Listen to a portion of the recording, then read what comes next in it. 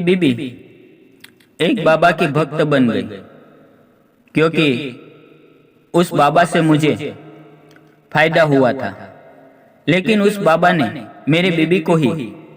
Hello दोस्तों, मेरा नाम अजय है और मेरी पत्नी का नाम आसिफा है।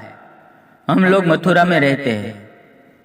आसिफा की उम्र 40 साल की है और मेरी उम्र 42 साल की है। आसिफा काफी खूबसूरत है। आसिफा की एक सहेली ही मलिहा भी मथुरा में ही रहती है। उसने आसिफा को उस बाबा से मिलवाया। वह बाबा भी मथुरा का ही था।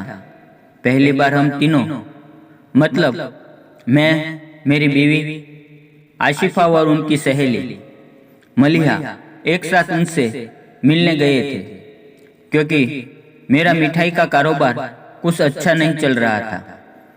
मुझे उसमें काफी लॉस हो रहा था, जिसकी वजह से हमारी हालत खराब होते जा रही थी।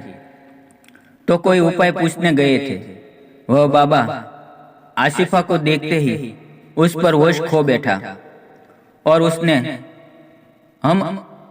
हमें अलग समय देकर मिलने की इच्छा जाहिर की।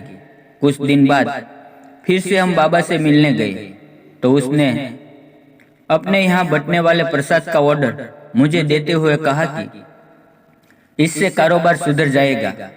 तब से बाबा के भक्त भी मेरी दुकान पर ही आने लगे और मेरा व्यापार तरक्की करने लगा। तब से मैं और मेरी बीबी बाबा के भक्त बन गए थे। अब तक मलिहा ने आसिफा को बता दिया था कि बाबा रसीले किस्म का है। मलिहा भी बाबा का आशीर्वाद लेने के लिए कई बार झुक चुकी थी। मलिहा के माध्यम से बाबा आसिफा को भी आशीर्वाद देने की जिद करने लगा। मेरी बीबी ने यह बात मुझे बताई। हम दोनों पर बाबा की भक्ति का रंग चढ़ चुका हुआ, तो मैंने इस बात पर कोई आपत्ति नहीं जताई। तब से आसिफा लगातार बाबा के यहाँ जाने लगी। बाबा मेरी बीबी आसिफा और उनकी सहेली मलिहा से फोन पर अक्सर बात करता रहता था। जब मैं दुकान पर होता था तो लगभग हर समय मलिहा हमारे घर ही रहती थी और वह दोनों मिलकर बाबा से बातें किया करती थी। उन्हें हर समस्या का समाधान पूछा करती थी। सप्ताह में 2-4 बार वह बाबा के यहाँ आशीर्वाद लेने भी चली जाया करती थी। कुछ दिन पहले आसिफा के एक रिश्तेदार की तबीयत खराब हो गई और वह आगरा के अस्पताल में भर्ती थे।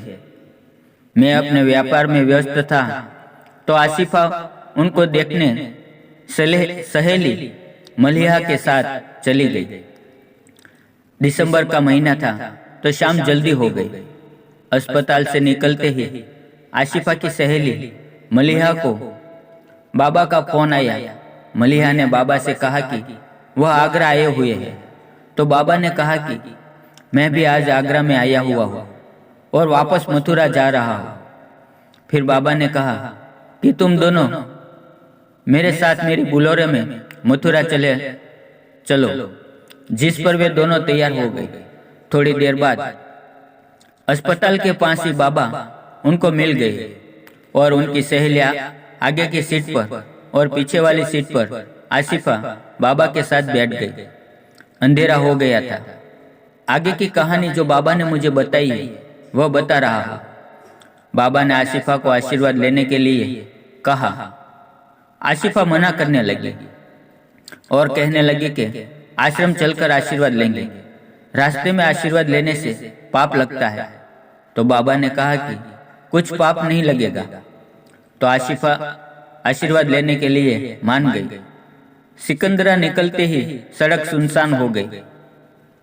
ड्राइवर आराम से गाड़ी चला रहा था और उसकी सहेली आगे की सीट पर बैठी हुई थी। वह कभी कभी पीछे मुड़कर देख रही थी। फिर मैं ड्राइवर से बोला, गाड़ी किसी ढाबे पर रोक देना। तब तक गाड़ी धीरे धीरे चलो, तो उसने गाड़ी की स्पीड सिर्फ 15 किमी की कर दी और धीरे धीरे गाड़ी चलाने लगा। फिर आसिफा मेरी पूजा करने लगी और आशीर्वाद लेने लगी। आशिफा की आवाज से ड्राइवर और उनकी सहेली भी खुश होने लगे थे। तब तक एक ढाबा आ गया तो ड्राइवर ने गाड़ी ढाबे के पास रोक दी और उसका बोनेट खोलकर खड़ा हो गया।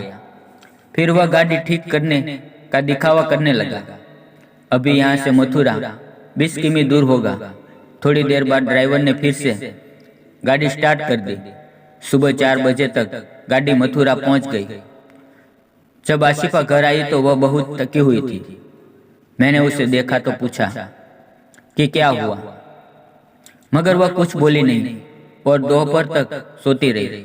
मैंने उसको मुश्किल से उठाया और उसे खाना खिलाया। उसने सफर में थकान होने का बहाना बनाया। अगले दिन बाबा जी ने कॉल आई, मेरे पास आई, मुझे बुलाया।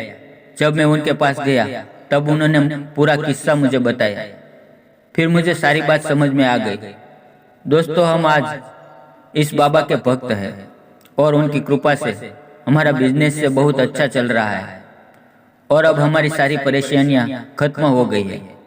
अब मैं बाबा के आश्रम के पास एक और मिठाई की दुकान खोलने वाला हूँ, जिससे उनके भक्तों को परेशानी ना हो। दोस्तों, आपको मेरी यह कहानी कैसी लगी कमेंट करके जरूर बताइए। वीडियो पसंद आई हो तो वीडियो को लाइक और शेयर करें और अगर हमारे चैनल पर पहली बार आए हैं तो चैनल को सब्सक्राइब जरूर करें। Thank you friend.